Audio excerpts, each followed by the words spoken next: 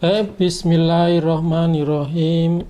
Assalamualaikum warahmatullahi wabarakatuh.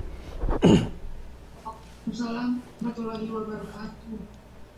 Baik, kita mulai untuk kuliah siang hari ini dengan topik organisasi sistem saraf. Kemarin blok 1-2 dikit kita sudah menyinggung mengenai sistem saraf. Cuman terus terang itu masih bingung, pasti. Karena kita memang sengaja nggak bahas banyak kemarin di muskuloskeletal, paling hanya di sambungan dengan otot yang kita kenal dengan neuromuskular. Mungkin sedikit di sana ada sih, yaitu mengenai refleks. Sebetulnya itu berat, karena refleks itu otomatis bicara dengan saraf. Meskipun yang terlibat adalah otot, tetapi sarafnya mendominasi.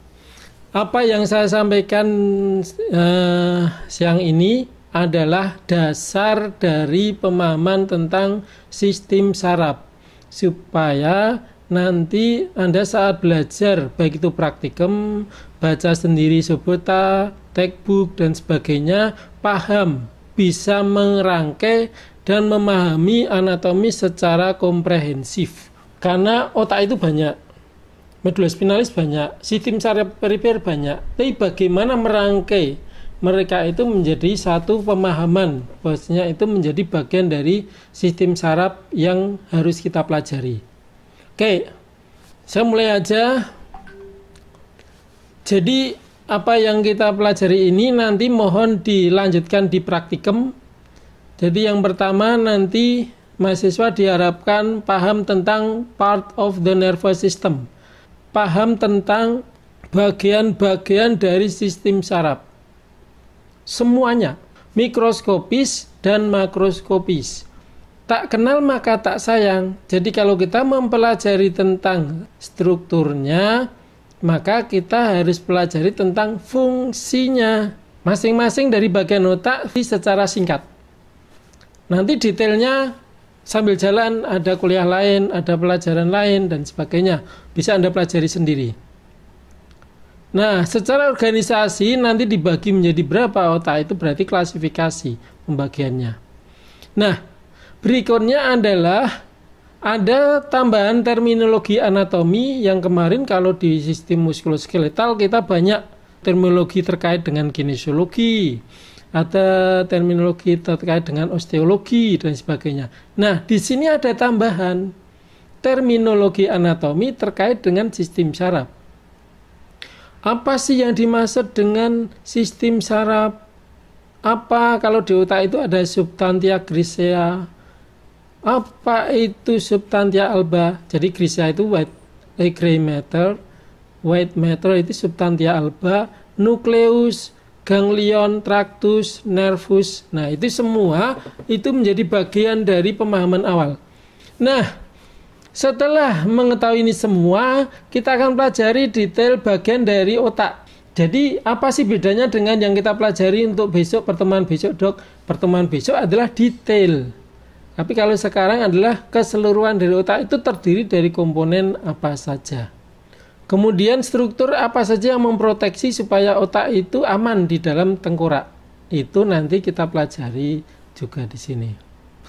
Sebelum masuk saya lebih jauh, maka dulunya ada beberapa pembagian sistem saraf, baik itu secara kuno maupun secara modern. Kalau sekarang kita ngacu pada yang modern. Nah, secara kuno di sini aneh, jadi kita nggak akan acu sekarang ini, yaitu sistem saraf dibagi menjadi sistem saraf pusat atau central nervous system, lawannya adalah sistem saraf autonom. Kalau sekarang kan nggak matching, karena pembagian sekarang adalah sistem saraf pusat dan perifer. Sistem saraf di bawahnya cocok, sistem saraf somatik itu mewakili pusat, ternyata nggak cocok. Dah nggak usah kita pelajari itu. Kemudian menurut Cannon, autonomic nervous system ada vegetative emergency. Nah, ini juga nggak. Oke. Berarti yang kita acu sekarang yang ada di buku-buku modern, di buku panduan praktikum, di buku Sherwood, Tortora, dan sebagainya adalah ini. Di mana sistema nervosum terdiri dari sistema atau sistem saraf dibagi menjadi sistem saraf pusat atau sistema nervosum centrale dan sistema nervosum perifericum atau SNP. Ini istilah Latin. Sistem saraf centrale atau pusat terdiri dari dua, otak dan medula spinalis. Berarti cara menghafalnya gimana, Dok? Yang penting adalah sistem saraf pusat. Yang dimaksud pusat itu adalah struktur sistem saraf pusat yang dilindungi oleh tulang. Kalau di otak dilindungi oleh tulang tengkorak, kalau di medula spinalis dilindungi oleh tulang vertebra di kanalis. Berarti di dalam sana itu masuk sistem saraf pusat. Nah, sistem saraf perifer terbagi menjadi yang definisinya adalah saraf yang keluar dari sistem saraf pusat. Berarti yang keluar dari otak siapa? 12 pasang nervus kranial. Yang keluar dari medula spinalis siapa? 31 pasang saraf spinal. Ini adalah yang keluar dari medula spinalis. Berarti sama, sistem saraf pusat terdiri dari dua komponen, yang ini juga dua komponen yang merupakan tempat keluar atau serabut yang keluar dari sistem saraf pusat masing-masing. Secara anatomis pembagiannya seperti ini. Nanti ada pembagian secara anatomis dan secara fisiologis atau fungsional. Secara anatomis tadi sudah kita singgung SNC dan SNP. SNC terdiri dari encephalon dan medula spinalis. Medula spinalis yang keluar yang ada di dalam kanalis vertebralis. Encephalon berarti terdiri dari cerebrum otak kecil dan cerebrum otak besar dan cerebrum otak kecil. Kemudian batang otak. Sering kali kita mendengar ada istilah batang otak. Sebetulnya batang otak itu adalah terdiri dari bagian yang komponen otak, dari otak besar cerebrum sampai ke medula oblongata, itu adalah truncus cerebri. Ini meliputi dari diencephalon, mesencephalon, pons, medula. Dok, saya bingung, istilah ini bingung. Oke, simpan dulu istilah-istilah ini. Kemudian SNP terdiri dari nervus cranialis tadi 112 dan nervus spinalis. Ada 31 pasang. Terdistribusi menjadi cervicalis 8, thoracalis 12, lumbalis 5, sacral 5, coccyx 1. Ada beberapa perbedaan nanti tentang struktur-struktur yang ada di sistem saraf pusat dan perifer, di mana pada sistem saraf pusat nanti kita akan mengenal beberapa komponen yang kita kenal dengan istilahnya adalah badan sel saraf berupa nukleus. Tapi kalau yang di saraf perifer nanti ada nervus, ganglia, reseptor, dan sebagainya. Jadi organisasinya seperti ini. Yang merah itu adalah efferent, motorik, yang ini adalah sensorik. Sensorik ke otak. Otak sebagai integratif, dia akan berpikir sebagai konsolidasi, asosiasi, akan memberikan efek ke ini. Refleks timbul lantaran tidak sampai ke sistem saraf pusat yang lebih tinggi, yaitu di otak. Tetapi hanya sampai lintasan di medula spinalis langsung menuju ke efektor. Kemudian besok saya akan kuliahkan sendiri khusus pada komponen fungsional serabut saraf. Tapi yang jelas untuk motorik itu terdiri dari somatik dan otonom. Somatik itu yang ke otot skeletal, inilah yang kita pelajari dalam blok muskuloskeletal kemarin. Sedangkan otonom ini kita belum belajar, lebih banyak. Contoh otonom ini adalah untuk ke otot jantung dan untuk ke otot polos usus. Kalau yang sensoris, untuk blok ini kita akan bicara tentang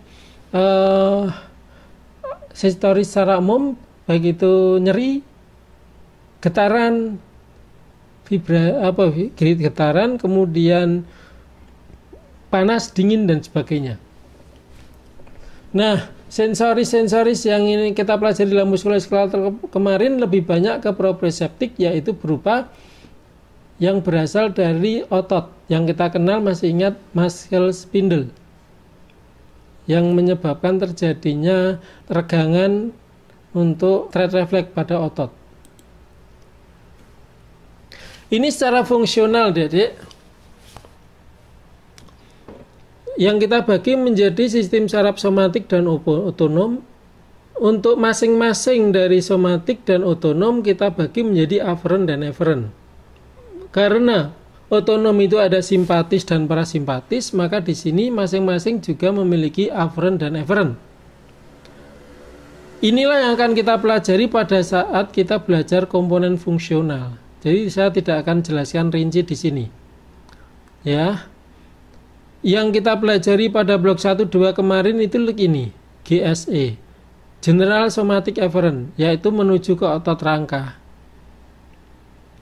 Nah, semuanya belum kita pelajari, karena memang belum saatnya. Apa sih fungsi sistem saraf, Dok? Yang jelas fungsi sistem saraf adalah sebagai koordinator. Jadi koordinasi tubuh kita itu terdiri dari dua unsur utama, yaitu sistem saraf dan sistem hormon. Maka sering dalam buku-buku kita menemukan ada dua komponen yang kita jadikan satu, yaitu neurohormonal. Itu sama-sama mengkontrol, mengatur tubuh kita, mulai dari metabolisme sampai ke arah yang gerakan dan sebagainya. Ini regulasinya sangat indah di sini. Mereka saling berkomunikasi sehingga terjadi kesinergisan dari tubuh kita yang disebut dengan milio internal kita akan menjadi keseimbangannya bagus. Nah, ini kontrol secara umum. Lalu ada lagi yang kita kenal dengan pusat dari aktivitas mental. Ini yang membedakan manusia dengan hewan. Kenapa? Ini bisa untuk berpikir. Aktivitas mental tertinggi karena kita punya neokortek, maka ini punya dia mampu untuk berpikir.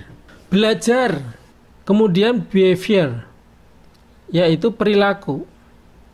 Perilakunya itu jelas beda. Kalau kita bandingkan dengan hewan beda. Mulai dari pertama aja, berpikir. Apakah berpikirnya kita sama dengan monyet?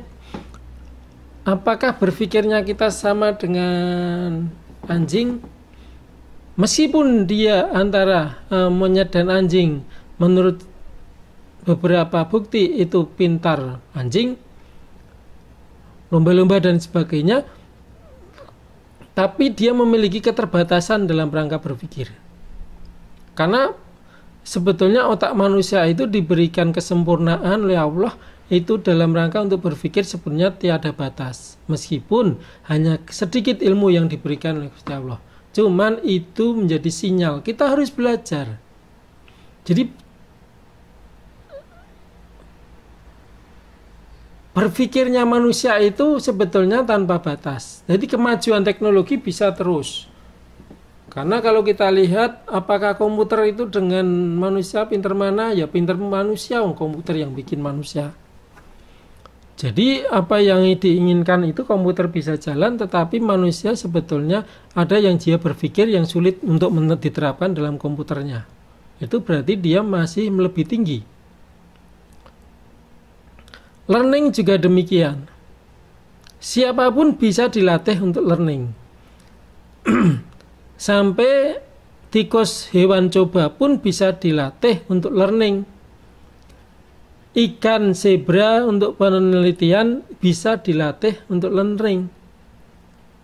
Hewan-hewan seperti anjing bisa. Siapapun bisa, tapi cara belajarnya beda. Lalu kalau seperti itu, Dok, seperti kayak simpanse, kera, itu harusnya mirip manusia, dia cara berpikirnya harus seperti manusia, tapi kenapa tidak? Ya dia memiliki keterbatasan. Cara belajarnya juga memiliki keterbatasan. Ini yang membedakan, karena neokortek pada prefrontalnya sangat berbeda. manusia lebih berkembang pesat. Itu. Behavior juga demikian. Anjing yang sudah dilatih pun otomatis behaviornya dia kalau dia tidak dilatih, dia akan sama dengan anjing yang tak terlatih. Contoh, anjing yang terlatih kalau dia kebelet pipis ya pipis sak gon-gon. Pipis dimanapun, di tengah jalan, di tempat ramai pipis. Tapi kalau mestinya dia dilatih behavior, dia akan cari ikut antri di toilet. Kemudian dia pipis akan di toilet atau setidaknya dia malu kalau pipis di tengah jalan. Itu behavior. Apalagi kalau dia itu hubungan lawan jenis dan sebagainya. Nah, kok manusia mirip seperti itu? Dia pipis di pinggir jalan. Nah,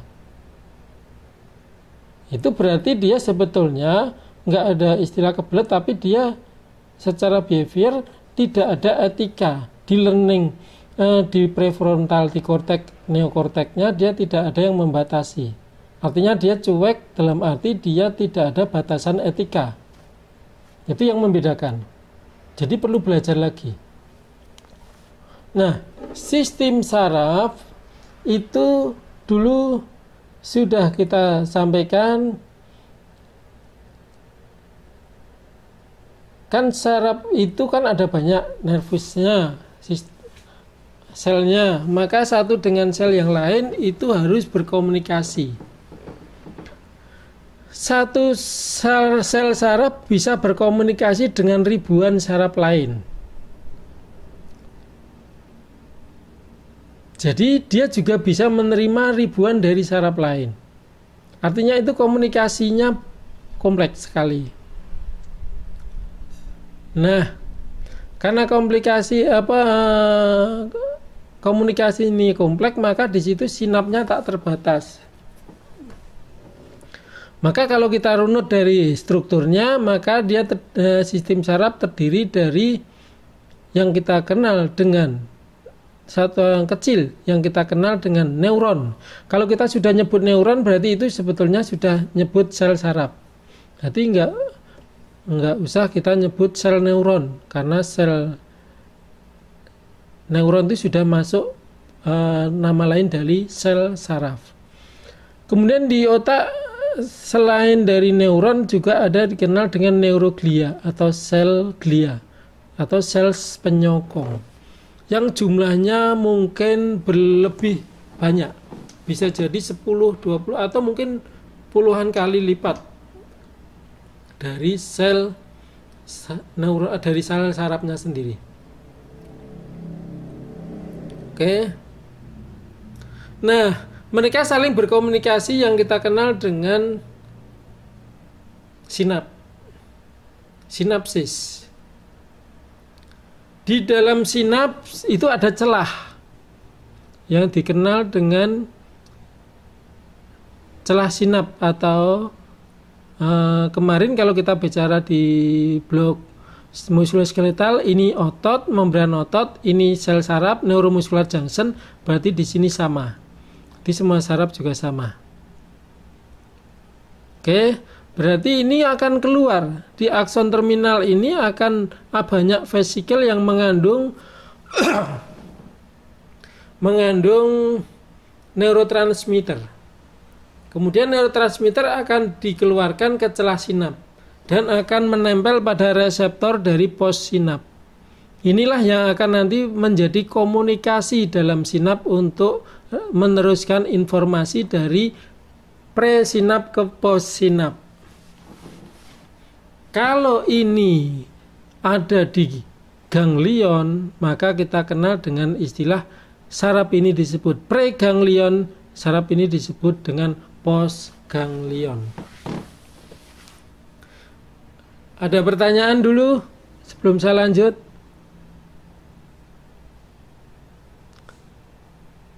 Ini yang dasari, jadi pertama-tama kok sudah pusing dok, ya memang sistem saraf itu banyak konsepnya, jadi lebih pusing. Kalau blok muskuloskeletal lebih banyak hafalannya.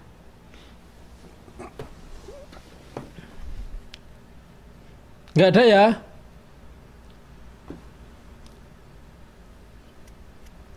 Oke. Lalu apa yang disebut dengan neuron, dok? Nah, neuron sebetulnya bagian terkecil dari sistem saraf atau di otak dari saraf fungsional dan original. Maka di sini kira-kira kalau saya bilang otak kita mengandung satu sisi itu sekitar 100 billion neuron. Coba bandingkan kalau ini estimasinya mengacu ke 10 pangkat 10 berarti berapa itu? Ya. Kelas 1000 ya. Kelas 10 ribu 10 miliar. 10 miliar. Nah, neuron itu karena dia bisa letaknya di sistem saraf dan perifer, dia memiliki letak sendiri-sendiri. Ini nanti akan kita pelajari lanjut di kuliah-kuliah berikutnya atau praktikum. Supaya mau dong nanti pada saat tutorial. Kira-kira ini beberapa terminologi yang harus dikuasai dulu sebelum nanti membahas tentang neuron. Yang pertama adalah ganglion. Ganglion adalah sekelompok neuron yang berada di luar sistem saraf pusat, outside the nervous system, atau SNC atau CNS. Ya, ini kurang lengkap. Ini harusnya the CNS. Itu ada di balik ini. Maaf.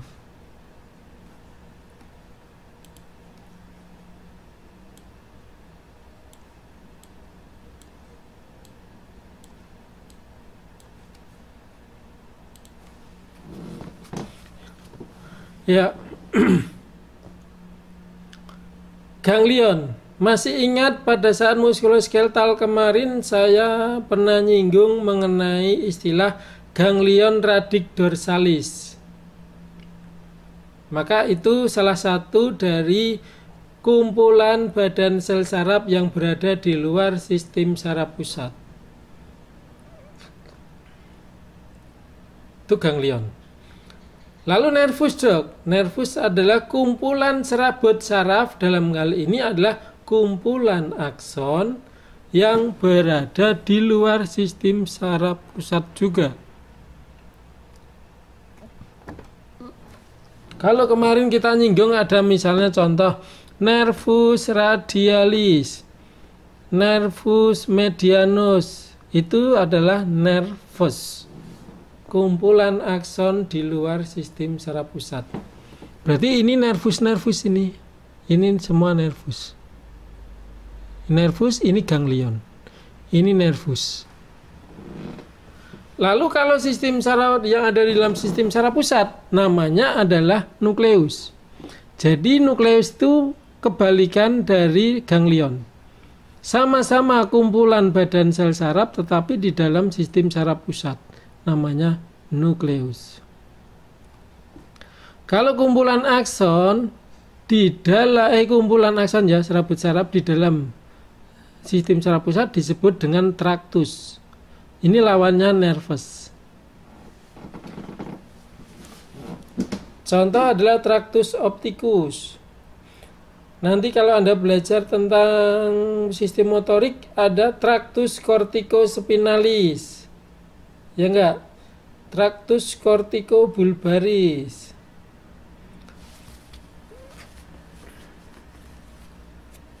Ini mendasar banget yang harus dihafal. Ada pertanyaan? Saya anggap dong semua kalau nggak ada yang tanya ya. Nah, nukleus ini bisa ada di sistem saraf, berarti di otak, bisa di medulus spinalis. Kalau kita melihat otak,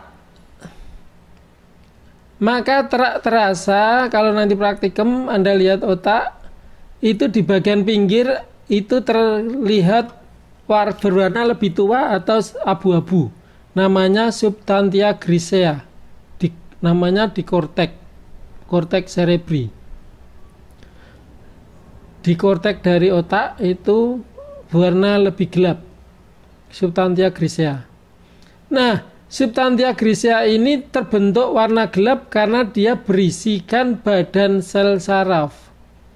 Maka di sini banyak memuat badan sel yang kita kenal dengan nukleus ataupun kumpulan badan sel. Lalu yang putih ini, Dok. Nah, yang putih ini tidak ada nukleus. Putih ini berisi kumpulan akson atau serabut saraf. Yang bikin putih apa, Dok? Yang bikin putih adalah selubung mielin atau mielinisasi. Yang bikin putih.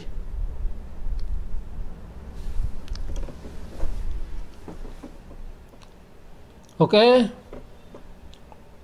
mielin. Terus kalau medula spinalis itu yang berbentuk kupu-kupu itu ada di tengah. Berarti yang abu-abu berbentuk kupu-kupu ini adalah di dalamnya berisikan kumpulan badan sel saraf yang disebut dengan nukleus. Sedangkan di bagian pinggir berupa putih berarti kumpulan akson-akson nanti di bawah. Ini ada mielin, bukti. Kok buyar terus ya?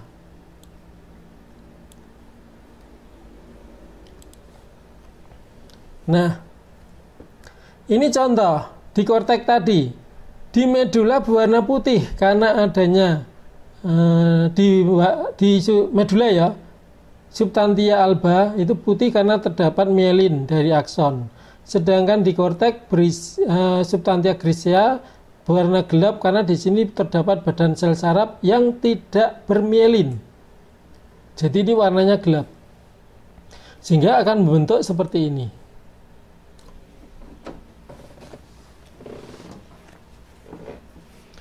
Seluruh komponennya tidak bermielin. Ada dendrit, ada soma sel, ada akson terminal tidak bermielin. Sedangkan yang di sini semua bermielin sehingga berwarna putih. Di samping juga ada pembuluh darah dan neuroglia. Di sini banyak neuroglia. Ada pertanyaan?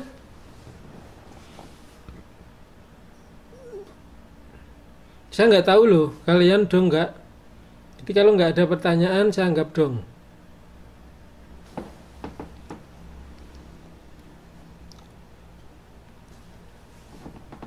Ini adalah neuroglia, ibaratnya adalah sel yang menyokong.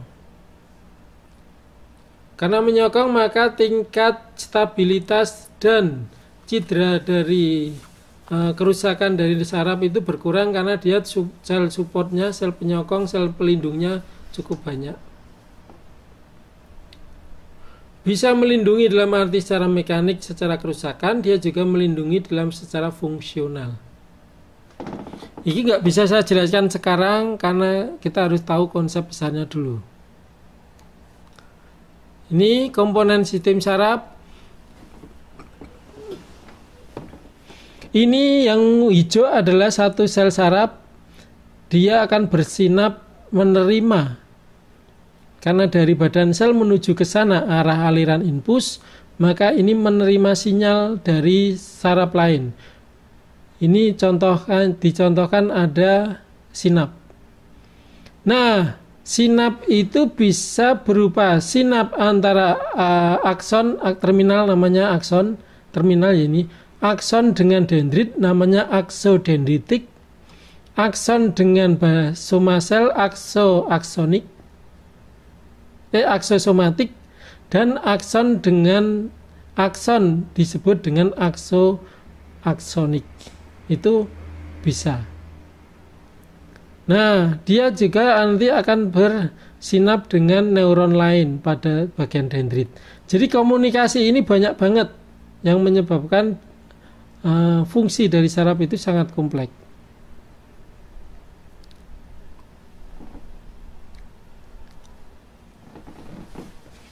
Ini kita ilustrasikan lagi. Jadi ingat ya, arah arah aliran dari impuls dari badan sel saraf dari yang dendrit ini menuju ke akson. Kalau kemarin ini kita baca menjadi ini akson terminal kan bisa pecah banyak. Nah, berarti kalau kemarin kita bilang satuan saraf ini di sini misalnya ada 100, maka 100 ini menuju ke serabut otot, maka satu serabut saraf menuju 100 serabut otot ini kita kenal dengan motor unit di sini kemarin. Tapi kalau jumlah akson terminal ini cabangnya sedikit, berarti jumlah motor unitnya sedikit. Contohnya. Ini adalah sistem saraf perifer.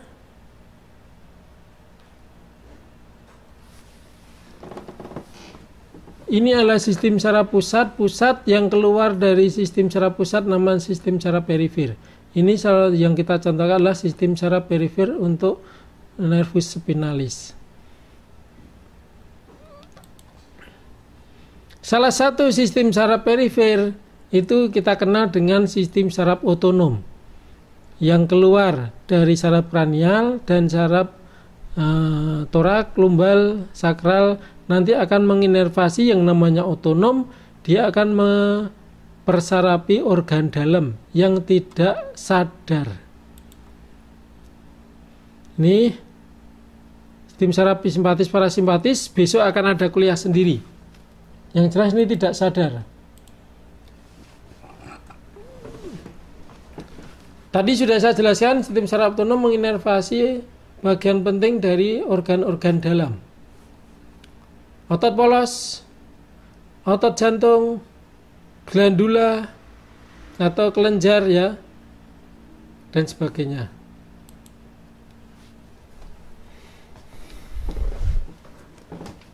Ada pertanyaan sampai sini? Oke, kalau tidak ada, saya lanjutkan untuk part. Ya, silakan. Oh, belum. Part of the brain, artinya bagian dari sistem saraf pusat yaitu otak. Brain berarti otak. Istilah dari brain. Kalau di bahasa Latinnya apa, Dok? Encephalon. Encephalon. Berarti otak dibagi menjadi 4 bagian besar, yaitu hemisferium cerebri, diencephalon, cerebellum, dan batang otak. Meskipun sebetulnya dalam bahasan di referensi-referensi banyak menyebut diencephalon ini bagian dari batang otak. Kalau saya pribadi ini masuk batang otak. Jadi kita bagi hanya menjadi 3, yaitu otak besar, batang otak, dan cerebellum. Yang ini diencephalon bagian dari batang otak. Nah, sekarang konsep yang harus dihafal sejak awal. Ini sudah mulai organisasi murni secara makroskopis. Kalau tadi baru mengenal dari beberapa sel-selnya.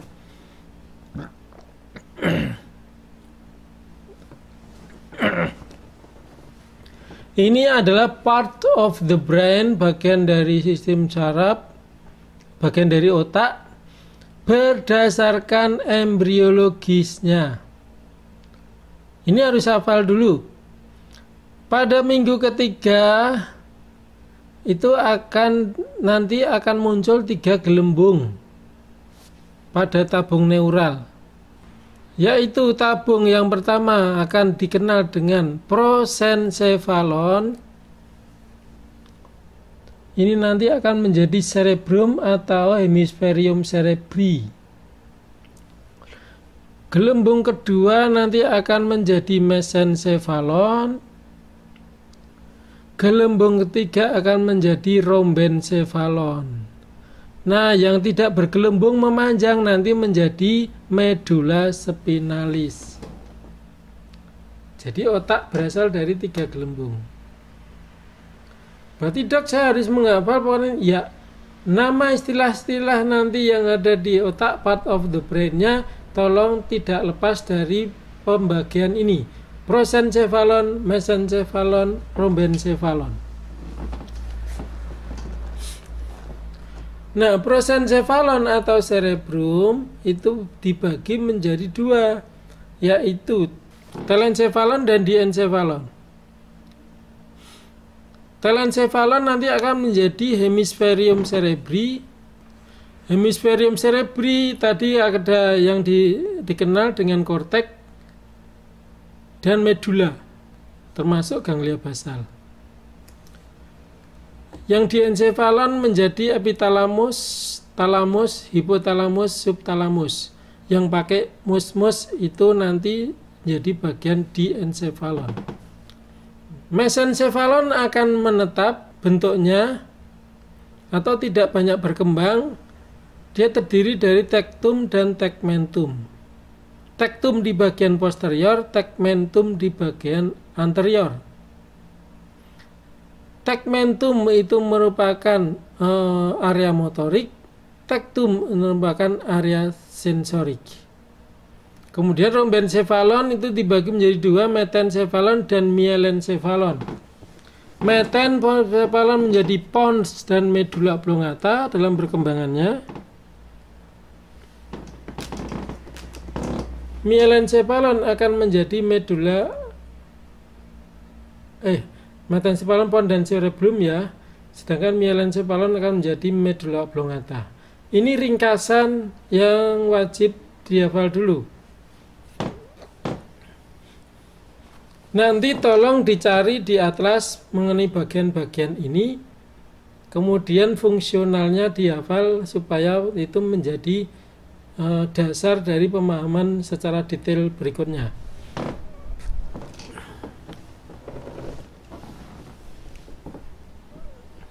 Ada pertanyaan, Dek? Ya, silakan. Jadi yang tectum, tegmentum yang sensorik yang mana, yang motorik yang mana?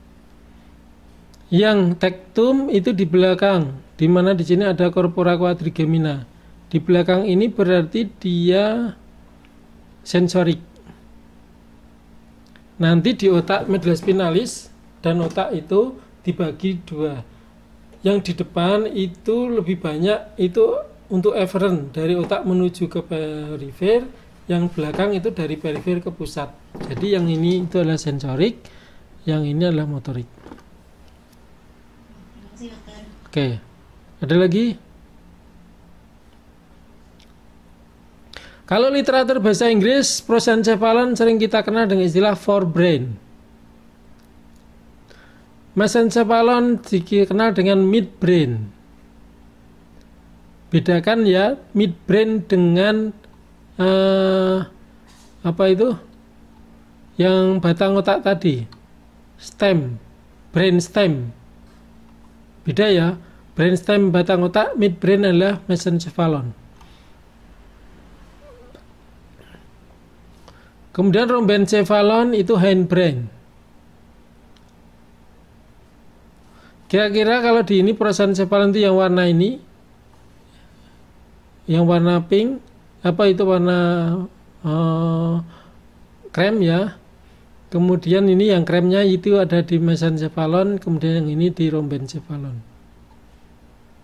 Cara fungsional forebrain itu tingkat tertinggi sebagai korteks dalam rangka berpikir, kemudian menerima informasi dan menganalisisnya, kemudian emosi, belajar, behavior, dan sebagainya. Midbrain itu tadi kan ada istilah efferent-afferent, berarti itu hanya fungsi untuk jalur sensoris maupun motoris. Hindbrain itu untuk kontrol motorik, refleks adaptif penting, yaitu dikenal dengan pernapasan, jantung, dan sebagainya. Jadi itu dikenal dengan istilah batang otak ataupun di medula. Di medula banyak terdapat itu. Sehingga kadang orang stroke itu biasanya dokternya akan bilang ini sudah mati batang otak, jadi tidak bisa dipertahankan lagi. Maka dia akan mengancam pusat jantung dan paru. Dia bisa sewaktu-waktu bisa henti napas.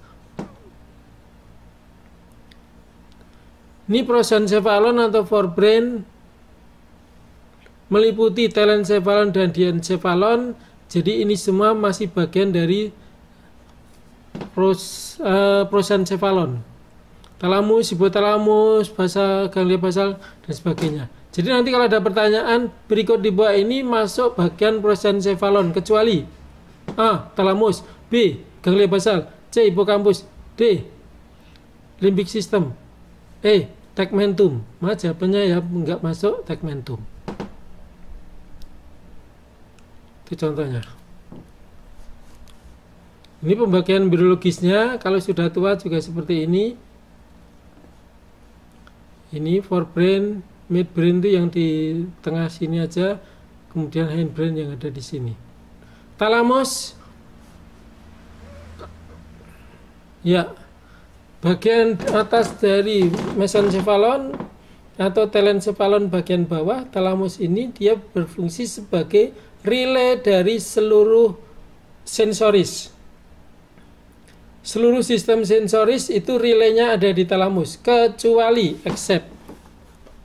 kecuali yaitu dari tractus olfactorius atau nervus 1. Dari nervus 1. Olfactorius itu untuk pembauan, yaitu ada di sini. Jadi nervus 1, kenapa dia tidak melewati atau merilai ke talamus, dok? Karena kalau menurut urutan secara hierarkinya kan telencephalon dulu baru diencephalon. Talamus itu bagian dari diencephalon, sedangkan olfactorius itu bagian dari telencephalon. Jadi dia strukturnya lebih tinggi daripada diencephalon. Jadi dia tidak singgah ke sana.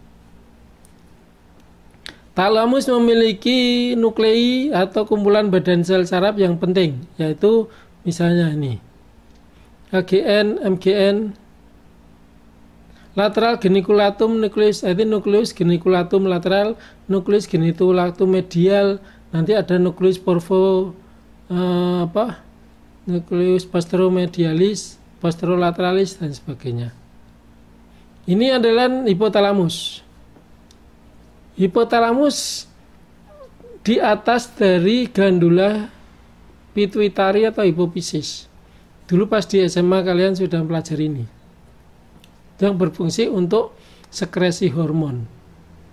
Karena hipotalamus itu pengontrol dari hipofisis, maka dia akan mengendalikan tubuh kita dalam konsep hubungannya dengan hormon. Termasuk nanti adalah mengatur pola, misalnya pemberian ASI, minum, kemudian regulasi temperatur, sexual behavior, fighting, arousal dan sebagainya. Itu nanti di sana. Ini adalah glandula pituitari, itu adalah glandula endokrin, ada di bawah dari hipotalamus. Kemudian dia memproduksi hormon, diberikan ke seluruh darah. Ini adalah ganglia basal, bagian dari telencephalon, yang nanti dia akan membantu mengatur gerakan dari otot rangka.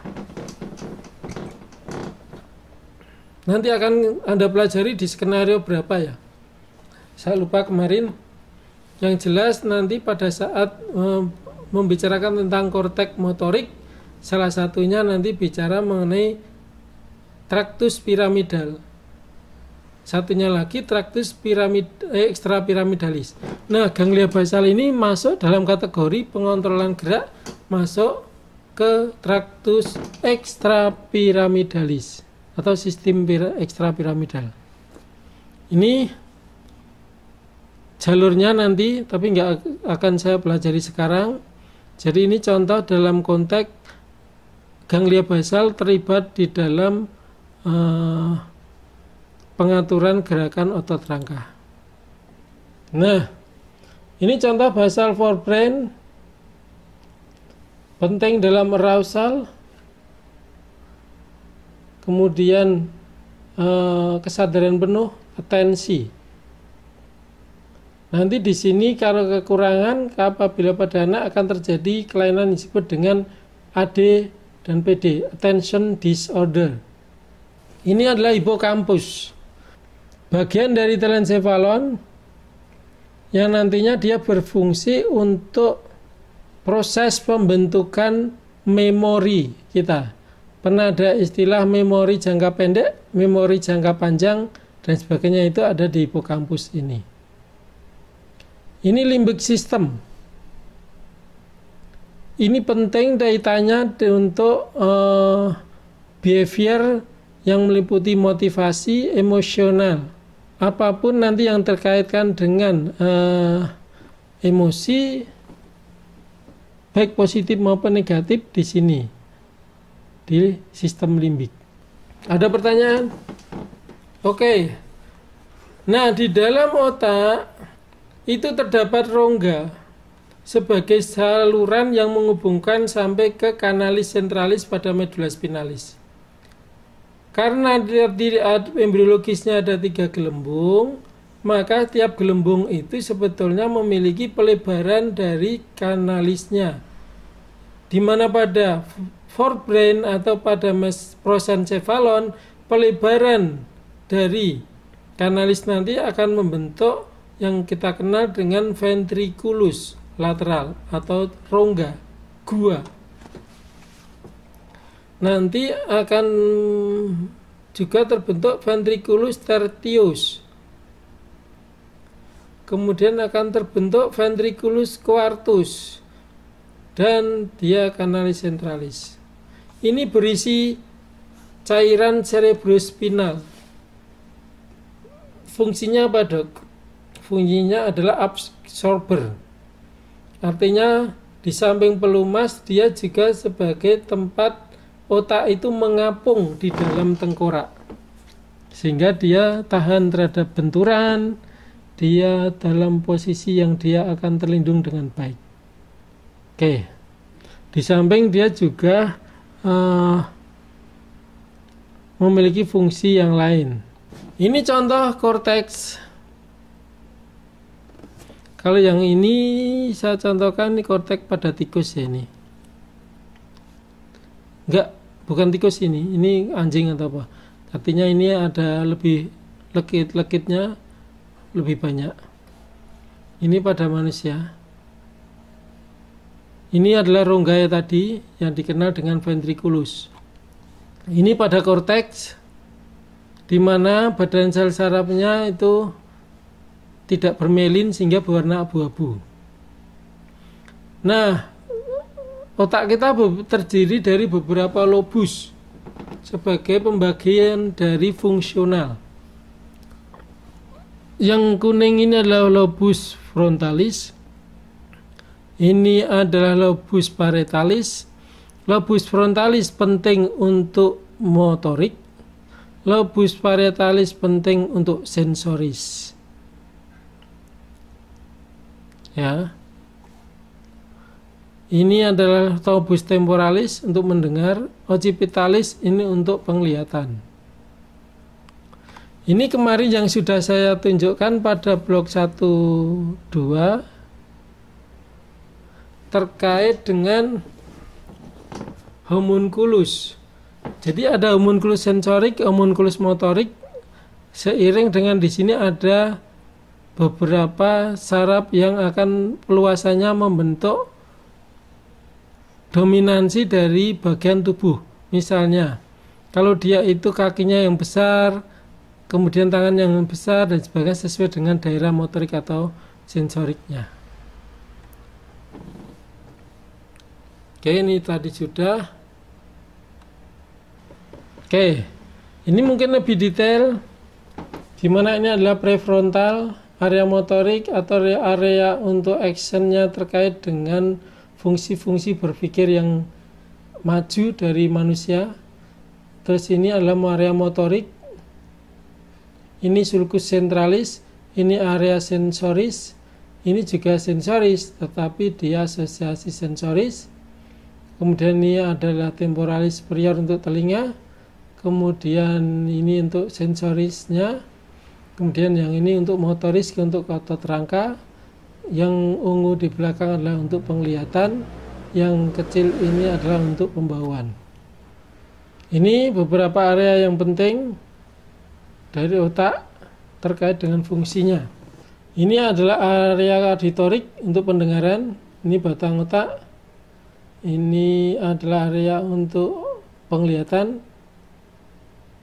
Ini area Wernicke, korteks primer dan sebagainya. Ini adalah midbrain. Ini midbrain. Ini bagian posterior. Di sini ada corpora quadrigemina. Itu kita kenal dengan istilah tectum. Bagian anterior kita kenal dengan istilah tegmentum. Di sini membelah jadi dua, yang bagian atas disebut dengan pedunculus cerebri. Di sini terdapat substantia nigra dan substantia atau nucleus red juga ada. Jadi ini menjadi bagian penting jalur yang penghubung antara atas dan bawah.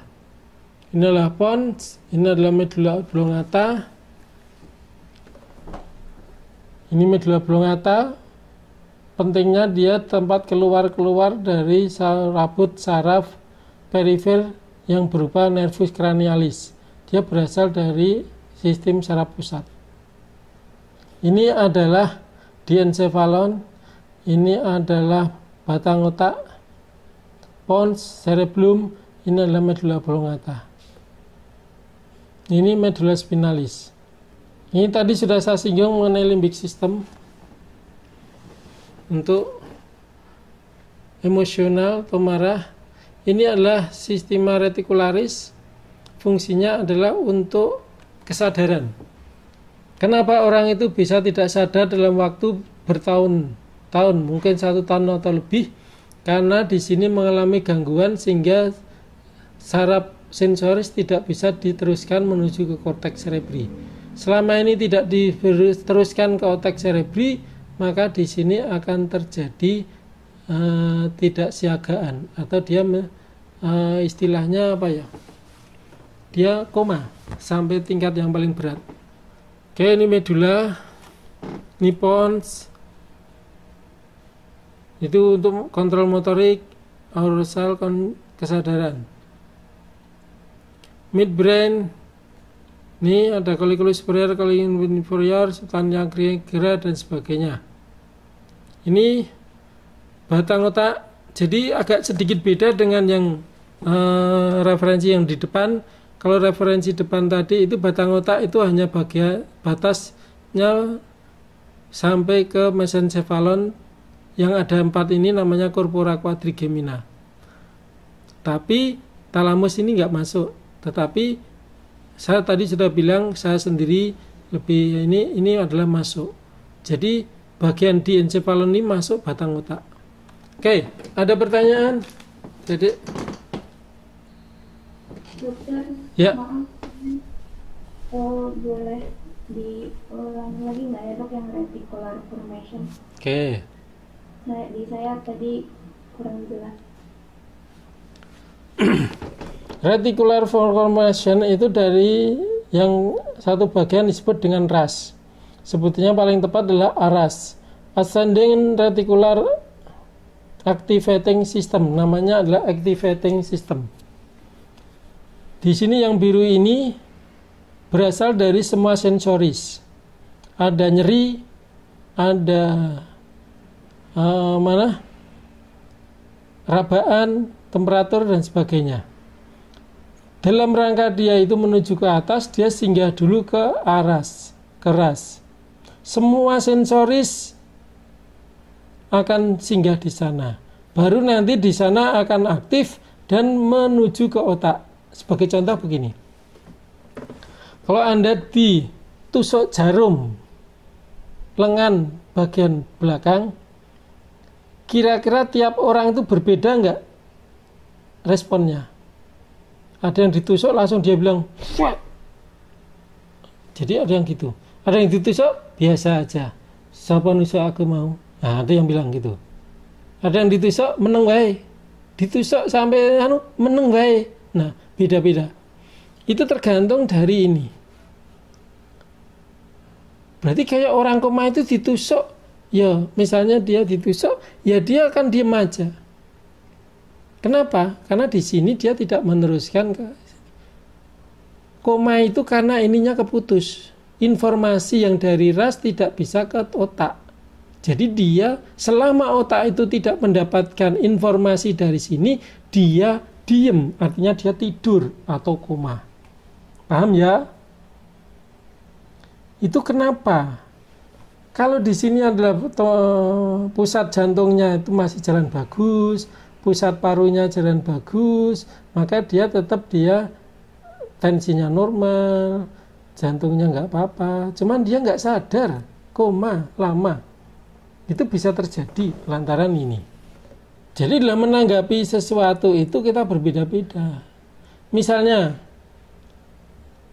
ada uang 100 rupiah jatuh, mata tidak apa-apa, tidak mengaktifkan ras dengan baik. Tapi begitu yang jatuh uang selembaran 100 ribu, di sini langsung melotot, di sini aktif, langsung menuju ke sana. Yang ngantuk jadi tidak ngantuk. Itu lantaran apa? Cara mengaktifkan ras itu mudah. Yang penting sensoris kita itu kita tanggapi dengan baik, dengan sadaran penuh, maka otomatis ras akan aktif untuk menuju ke pusat. Itu. Nah, pasca kecelakaan otak itu kebentur, itu sering di sini udim. Jadi karena udim, celah sinap melebar, maka informasi dari sini lambat sampai ke otak. Jadi sementara masih udim, dia masih koma bisa. Itu bisa. Ya, ada lagi? Cukup itu? Cukup ya? Dok, saya izin bertanya. Ya. Silakan. Untuk mekanisme orang koma dengan yang pingsan atau tenggelam itu sama atau berbeda, Dok? Orang koma antara Koma dengan orang pingsan atau tenggelam itu kan tidak sadarkan diri kan, Dok? Nah, bedakan ya, nanti bedakan ya. Koma murni karena batang otak dengan koma karena itu. Karena orang tenggelam itu karena dia itu proses menghirup air banyak sehingga parunya terisi air banyak, pertukaran O2 terganggu sehingga darah O2 yang ke otak menurun, maka akan terjadi gelap kemudian dia pingsan. Kalau pacara lama akan terjadi kepiyur-kepiyur pandangan gelap, kita juga akan terjadi pingsan. Itu lantaran apa? Lantaran O2 suplai darah yang ke otak terganggu. Itu beda fungsi. Jadi otak itu menjadi korteknya ini menjadi tidak bisa berwaspada, tidak bisa bertahan. Lantaran di sini oksigen yang menuju ke otak dikurangi drastis. Oke? Makanya sering dibawa keliling, dibawa ke pinggir, dibawa teduh, kemudian kakinya diangkat dan sebagainya. Itu untuk membalikan sirkulasi ke otak. Nah, untuk yang ini beda. Ini semua nggak ada ini. Orang koma itu tekanan darahnya bagus. Apa-apanya bagus. Jantung bagus, ini bagus. Permasalahannya adalah yang membangkitkan sensoris ini menuju ke ini nggak ada. Ini terputus. Sehingga dia menjadi tidak sadar. Nah, kalau yang tadi tensinya drop, kalau yang tadi pingsan. Oke, beda ya? Bisa, Dok. Terima kasih, Dok. Ada lagi? Proteksi. Otak sampai medula spinalis itu diproteksi hebat, dilindungi. Setidaknya oleh cairan liquor cerebrospinalis tadi dan juga oleh beberapa lapis selaput yang kita kenal selaputnya dengan istilah meninges. Jadi selaput itu jaringan ikat, connective tissue, yang kita kenal dengan meninges. Dia menyelubungi seluruh otak dan medula spinalis tanpa terkecuali. Dia juga memproteksi pembuluh darah di pusat supaya tidak mudah pecah. Kemudian di dalamnya juga lapisan itu terdapat yang dikenal dengan cairan LCS atau liquor cerebrospinalis. Lalu 3 lapis meninges apa itu? Dura matris, arachnoida mater, dan pia mater. Dura mater paling luar, arachnoida mater tengah, pia mater paling dalam. Itu kalau lapisan di selaput otaknya. Kalau dari luar tengkorak, kalau kita tinjau lapisannya dari otak kita gimana? Dari tengkorak. Ya, kalau itu dipotong gundul kepala, maka kita akan melihat kulit atau skin. Lapisan terluar adalah kulit. Kalau kulit itu kita buka, maka kita akan melihat yang disebut dengan galea aponeurotica. Kita buka lagi lapis ini, akan terjadi lapisan kedua jaringan yang disebut dengan jaringan ikat. Itu kalau saya sih nyebutnya adalah perikranium. Perikranium. Kemudian tulang yang disebut dengan kranium.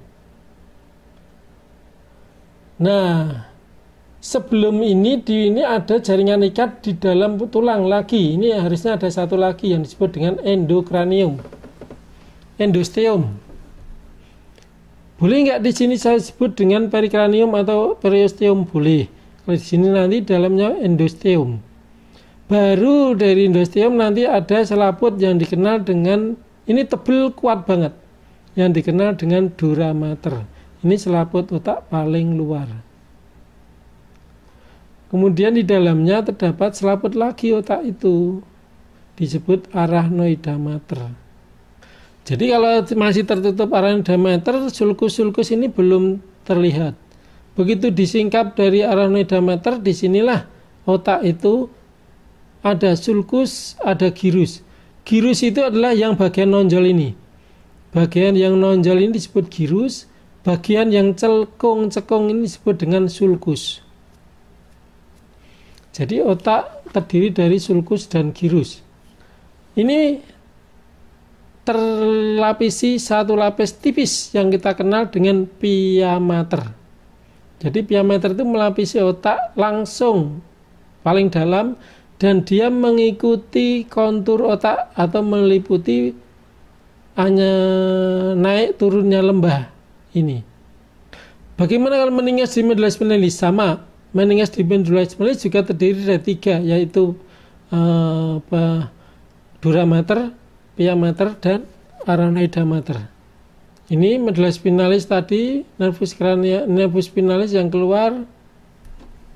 Kenapa dok medula spinalis itu bagian yang di sini melebar ya dok, bertambah banyak? Ini bukti bahwasanya aksonnya banyak, karena dia akan memberikan persarapan yang kompleks berupa ekstremitas atas. Yang ini juga ada pembesaran dok, ini akan memberikan kompleks untuk persarapan ekstremitas bawah. Jadi sudah diatur. Oke, jadi begini, ini adalah dura mater, segala ini sudah ada lapisannya. Dura matris, arachnoida matris, pia matris, itu ada. Ini semua lapisan ada. Oke, ini radik posterior, ini radik anterior. Ini substantia grisea yang bentuknya kupu-kupu, yang di tengah adalah substantia alba. Jadi berbalik ya kesimpulannya, untuk yang di otak bagian abu-abu itu ada di korteks, tapi bagian medula medula spinalis yang abu-abu itu yang di tengah yang berbentuk kupu-kupu, sedangkan yang di luar abu berwarna putih. Oke, kemarin sudah saya singgung. Ini bagian abu-abu yang berisi nukleus atau neuron yang tidak bermielin. Intinya dibagi menjadi 2, sensoris, motoris. Cuman di sini ada kornu posterior, kornulateral, kornu anterior. Kemarin kita bicara gerakan otot rangka, berarti dari kornu anterior yang merah ini. Kornulateral itu bersifat otonom, jadi ini nanti bisa ke arah sistem saraf simpatis atau parasimpatis atau yang bersifat otonom, baik sensoris maupun motoris. Yang ini adalah sensoris umum. Nah, cuman dibagi dia menjadi 4 jadinya. Yang ini SS, ini VS, ini VM, ini SM. SS itu adalah somatic sensoris, VS visceral somatic, visceral sensoris. Berarti ini adalah murni yang sensoris umum. Yang ini adalah visceral afferent, yang ini visceral motoris atau visceral afferent, yang ini adalah somatic motorik. Ini jelas spinalis, ini meningesnya, ini substantia grisea, ini substantia alba. Oke, jadi setelah memahami dari kelia ini, nanti pas ada bahasan tentang sistem saraf, baik itu tutorial maupun praktikum maupun yang lain, diharapkan sudah bisa memahami sedikit bahasanya sistem saraf itu satu yang dipelajari lingkupnya itu. Ini contoh nervus spinalis yang menuju ke otot, inervasinya. Ini serabut yang keluar dari medulla spinalis. Ini sensoris, ini ada ganglion radix dorsalis. Ini ada ganglion lagi otonom, kemudian dia motoris. Oke, ini potongan ilustratif dari medulla spinalis. Ini adalah substantia grisea. Ini adalah bagian dari kornu posterior untuk somatic sensoris atau SS. Oke, merah ini adalah motorik. Ini sensoris, ini bagian dari lateral, ini adalah motorik yang otonom, visceral motorik, ini visceral sensorik. Oke, ada pertanyaan? Yuk, silakan. Kalau ada pertanyaan, saya kasih kesempatan. Dokter, saya izin bertanya. Ya, silakan, Siva. Jadi, saya kurang paham yang terakhir itu, Dok, yang medulla spinalis ada pembagian-pembagian. Oke. Nanti akan ada kuliah sendiri untuk medulla spinalis. Yang harus dipahami adalah bahwasanya ini lebih mudah. Nah, tadi sudah pahaman pertama adalah baik sistem saraf pusat yang otak dan medulla spinalis sama-sama memiliki 2 komponen, yaitu kumpulan akson dan kumpulan badan sel. Kumpulan badan sel namanya nukleus, kumpulan akson namanya traktus. Traktus berwarna putih karena dia berisi mielin. Kemudian yang berwarna abu-abu itu berisi nukleus atau badan sel sehingga dia tidak bermelin dan berwarna abu-abu. Kalau di korteks otak, maka dia letaknya substantia grisea yang abu-abu di korteks. Kalau di medulla spinalis letaknya ada di medulla yang abu-abu, berbentuk kupu-kupu ini. Jadi ini contoh badan sel saraf yang kita pelajari di blok muskuloskeletal kemarin. Sering saya menyebut istilah alfa motor neuron atau nukleus untuk motor neuron atau penggerak otot rangka, yaitu di kornu anterior ini, ya enggak? Kornu anterior medulla spinalis. Lalu kalau nanti bicara sensoris, nyeri misalnya, maka dia berasal dari posterior. Ini adalah sensoris. Dicirikan di sini ada badan sel saraf. Dia badan sel sarafnya bukan di sini, tapi di sini. Ini badan sel saraf sensoris di luar sistem saraf pusat, sehingga disebut dengan ganglion. Ganglion radix dorsalis. Kemudian masuk dia di posterior. Ya toh? Berarti daerah ini disebut dengan SS atau somatic sensoris. Yang biru, yang hijau dia juga badan sel sarafnya di sini, tapi dia menuju ke hijau, sehingga area hijau itu dikenal dengan visceral sensoris. Sensoris yang bersifat visceral. Artinya apa? Kalau nyeri di lambung dibawa oleh yang hijau, nyeri di hati dibawa yang hijau, nyeri di jantung dibawa yang hijau, nyeri di kulit dibawa yang biru. Karena somatik dan visceral beda. Visceral itu adalah organ dalam, somatik adalah organ luar atau tidak otonom. Yang ini yang otonom. Paham ya? Jadi dua ini, yang SS ini, bukan M loh ya. SS ini namanya adalah sensoris. Berarti dua ini mewakili dari sensoris tubuh. Baik itu dari somatik maupun visceral. Lalu yang kuning dan merah. Kuning itu akhiran M, merah juga M. Ini sama-sama motorik. Cuman kita bagi dua. Yang kuning itu visceral. Contoh visceral motorik akan menuju ke mana? Ya akan menuju ke otot jantung, akan menuju ke otot polos usus halus, akan menuju ke otot kelenjar, otot-otot yang sifatnya tidak bisa dikendalikan dengan sadar, otot kandung kemih dan sebagainya. Lalu yang sini, yang merah, motorik tapi S itu namanya somatik. Berarti ini motorik, berarti otot-otot yang bisa dikendalikan. Berarti yang mana? Otot-otot yang kita pelajari untuk blok 1, 2 kemarin, yaitu otot rangka. Jadi simpulannya, dua ini sensoris, dua ini motoris, yang tengah dua ini visceral semua, yaitu visceral sensoris dan visceral motorik.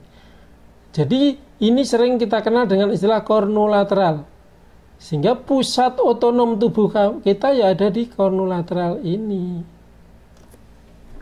Paham, Siva?